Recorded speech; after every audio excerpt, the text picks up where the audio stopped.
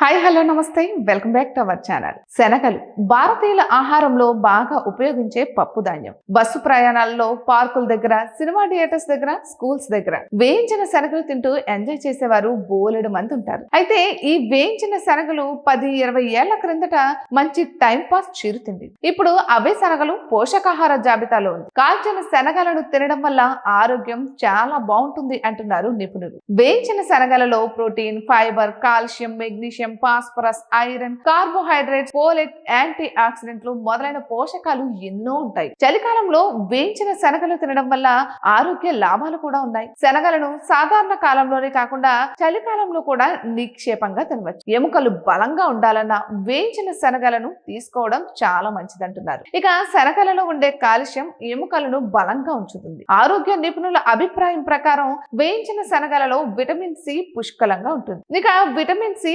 రోగనిరోధక శక్తిని పెంచడంలో అద్భుతంగా సహాయపడుతుంది. అందుకే ప్రతిరోజు వేయించిన శనగలు తింటూ ఉంటే రోగనిరోధక శక్తి కూడా బలపడుతుంది. ఇక శరీరానికి మంచి శక్తి లభించాలంటే వేయించిన శనగలు తినడం మంచి మార్గం. సాధారణంగా పచ్చి శనగలను కూర చేసుకుంటారు, కానీ వాటిని రోజు వండుకోలేము. ఇక అదే వేయించిన శనగలైతే ప్రతిరోజు కొన్ని తినవచ్చు. ఇక వేయించిన శనగలలో అయితే కార్బోహైడ్రేట్స్, ప్రోటీన్, ఐరన్ పుష్కలంగా ఉంటుంది. ఇవన్నీ శరీరానికి అమితమైన శక్తినిస్తాయి. వేయించిన శనగలు తింటే శక్తి లభించడం, రోగ నిరోధక శక్తి పెంచడం, ఎముకలు బలంగా మారడం మాత్రమే కాదు, మధుమేహ రోగులకు కూడా చాలా మంచిదంటున్నారు. వేయించిన శనగలను స్నాక్స్ గా తీసుకుంటే రక్తంలో చక్కెర స్థాయిని అదుపులో ఉంచుతుంది. ఇటువంటి మరెన్నో వీడియోస్ కోసం మా ఛానల్ ని సబ్స్క్రైబ్ చేసుకోండి.